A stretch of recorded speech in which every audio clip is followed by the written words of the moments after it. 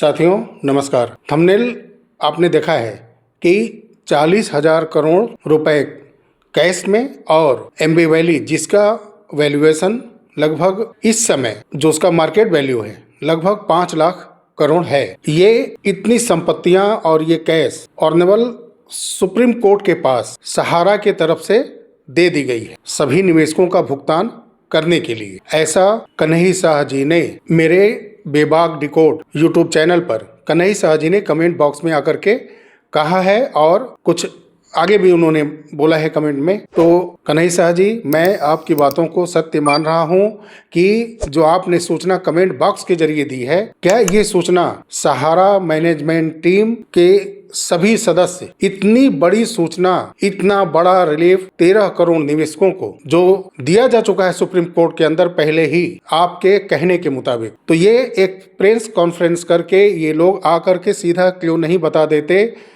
और सहारा के ऊपर जितनी भी कार्रवाई पिछले कुछ सप्ताह के अंदर हुई है 4 राज्यों में, तो इस पर लगाम लग जाती। और सहारा जो आपके कहने के हिसाब से मैं सहारा को बदनाम कर रहा हूं, जी नहीं, ये सारी एजेंसियां सहारा को अपने शिकंजे में कस रही हैं, उनके वजह से सहारा बदनाम हो रही है।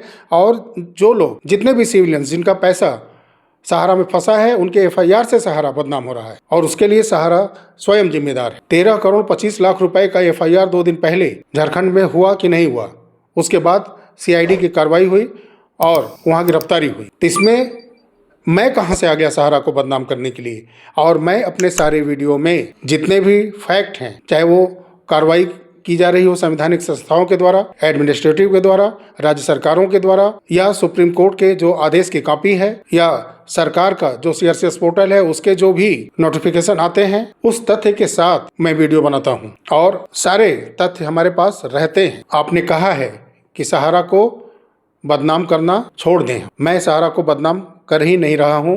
सहारा स्वयं अपने निवेशकों के साथ गलत कर रहा है, इसलिए इस समय लगातार उसके ऊपर एजेंसियां फैक्ट के साथ, एविडेंस के साथ कानूनी कार्रवाई कर रही हैं, इसलिए सहारा बदनाम हो रहा है। और आपने मानहानि की बात की कि सहारा का मानहानि हो रहा है और उस पर मुझे आप मानहानि केस से गुजरने के लिए मजबूर कर सकते हैं। तो सबसे बड़ी बात कि आपने जो बोला है सुप्रीम कोर्ट का नाम लेकर के कि सुप्रीम कोर्ट में ये सारी चीजें दे दी गई हैं, 40,000 करोड़ रुपए और 5 लाख के वैल्यूएशन का एमबी वैली का पूरा जितना भी उसका पेपर वर्क है, ये सब सौंप दिया गया है सुप्रीम कोर्ट में। आपकी बात अगर ये सही नहीं है तो आपने सुप्रीम कोर्ट का नाम लेकर के झूठ बोला होगा। तो एक तो मानहानि का केस आपके ऊपर भी बनेगा कि आपने देश की सर्वोच्च न्याय देने वाली संस्था का नाम लेकर के झूठ बोला है। आइए कल एक वीडियो बनाइए और फैक्ट के साथ, जैसे हम वीडियो रखते हैं उस तरह से आप एक वीडियो रख करके बताइए 13 करोड़ निवेशकों को और अपने लाखों एजेंट को और अपने उन कर्मचारियों को जो लखनऊ के अंदर बैठे हुए हैं, मीडिया कर्मी, टीवी कर्मचारी जो धरना पर बैठे हैं, सारे लोगों को एक वीडियो बना करके संतुष्ट करिए कि सहारा ने इतनी बड़ी पहल कर ली है। आप लोग काम पर लौटे, आप लोग बिल्कुल सहारा पे भरोसा रखें, बनाइए वीडियो, एविडेंस के साथ बनाइएगा। नहीं तो आप सुप्रीम कोर्ट के नाम पर इतना बड़ा धोखा जनता को नहीं दे सकते। सिर्फ आपको लीगल कार्रवाई करने नहीं आती, आपके ऊपर लीगल कार्रवाई तो पहले से ही आपके ही निवेशक कर रहे हैं, उन्हें समझाइए, उनका पैसा रिफंड करिए। 13 करोड़ 25 लाख रुपए का जो 2 दिन पहले केस हुआ था, अगर आपको अपनी बदनामी बचानी थी, अपनी साख बचानी थी, तो वो पैसा देना चाहिए ना, क्यों नहीं दिया? क्यों साहब का मेरे पास पेपर है पूरा उसका, क्यों साहब का आप लोगों ने एक व्यक्ति का 15 लाख रुपए बनता था 15 साल के अंदर और सिर्फ उसको 3 लाख रुपए दिया गया और सारा पैसा हजम कर लिया गया था। है मेरे पास, एविडेंस के साथ है, उस व्यक्ति का सब कुछ है डाटा, और मैनेजर ने कह दिया कि इससे ज्यादा पैसा मिल ही नहीं सकता। तो ये सारी चीजें जब आप कार्रवाई करेंगे तो जो इतना वीडियो बना रहा है ना सहारा के लिए, तो सहारा का कोई भी चीज बचेगा नहीं। सारा पेपर वो रख करके ही वीडियो बनाता है, बिना फैक्ट के वीडियो नहीं बनता।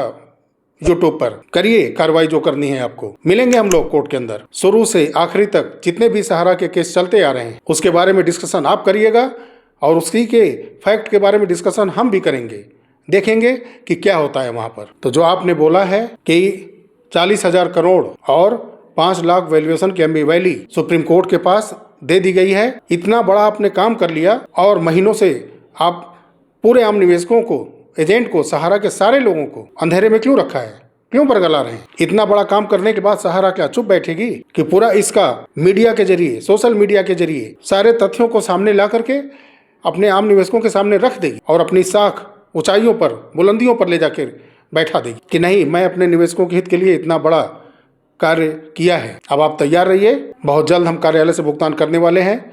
मैंने सुप्रीम कोर्ट को सारा कुछ दे दिया है। अगर ये सही नहीं है तो फिर आप सुप्रीम कोर्ट का नाम लेकर के जो झूठ बोले हैं, कार्रवाई लीगल आपके ऊपर भी हो सकती है। तो सोच समझ करके कोई भी बात रखिएगा।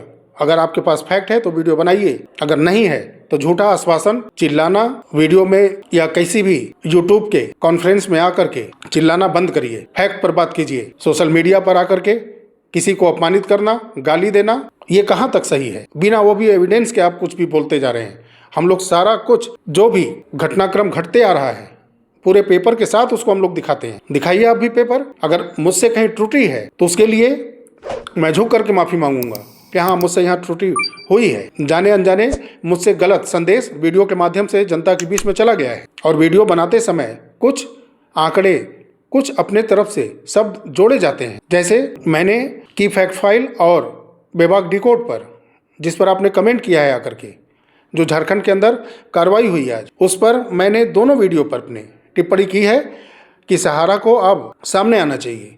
सामने आकर के जितनी संवैधानिक संस्थाएं जो कार्रवाई कर रही हैं और कोर्ट और सहारा के ऊपर के लोग बैठ करके एक मध्यस्थता करें और निवेशकों का पैसा वापस करने का मार्ग प्रशस्त करें। नहीं तो ऐसे केस और उलझता जाएगा, जगह जगह एफआईआर होंगी, जगह जगह गिरफ्तारियां होंगी, तो आने वाले समय में और स्थिति बिगड़ जाएगी। ये दो कंपनी सहारा की, रियल इस्टेट और हाउसिंग की जो है, वर्षों से ये चला आ रहा है, जिसके वजह से सहारा अपने करोड़ों निवेशकों का पेमेंट रुके हुए है और जो वर्तमान में कुछ वर्ष 2018 के बाद निवेश किए गए हैं वो भी पैसे फंसे हैं। 2023 मार्च के बाद जिनका मैच्योर हो रहा है खाता, अभी तो वो सामने उतना आए ही नहीं है। बहुत सारे वीडियो बना के रखे हुए हैं हमारे पास निवेशकों के, जो रो रहे हैं, कलप रहे हैं, सब वीडियो बना के रखे हुए हैं हमारे पास। मैं नहीं दिखाता हूँ, इसलिए नहीं दिखाता हूँ कि निवेशकों के अंदर ऐसे वीडियो देखने के बाद और डिप्रेशन हो सकता है और वो हताश हो सकते हैं, इसलिए नहीं दिखाते हैं हम लोग। तो ऐसा नहीं है,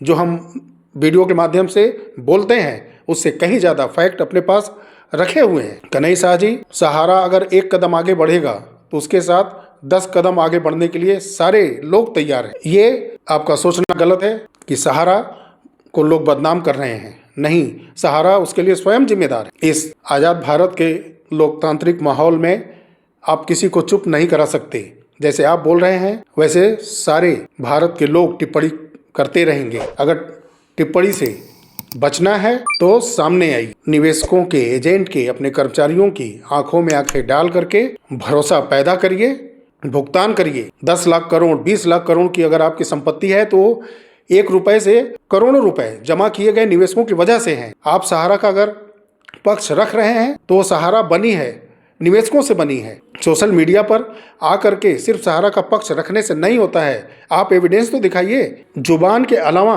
कोई एविडेंस अगर आपके पास है, उस पेपर को तो लाइए। आप बोल तो दिया 40,000 करोड़ और 5 लाख के वैल्यूएशन की एमबी वैली। आपके मैनेजमेंट टीम के लोग कभी भी अपने निवेशकों के लिए एक वीडियो क्लिप भी वायरल नहीं करते। अभी कुछ दिन पहले एक लेटर आया था जो कि एज लिमिट 60 वर्ष से 58 साल का मेरे यहाँ तक पहुँचा, उसको भी मैंने अपने हिसाब से वीडियो पर डाल करके बताया सबको, और उसमें मैंने सहारा का ही पक्ष रखा। ये हो सकता है कि ये खर्च को कम करने के लिए एज लिमिट किया गया। तो पहले आप खुद पॉजिटिव बनिए। चलिए, वीडियो काफ़ी लंबा हो गया है, मिलते हैं अगले वीडियो में। तब तक के लिए नमस्कार, जय हिंद, जय भारत, वंदे मातरम।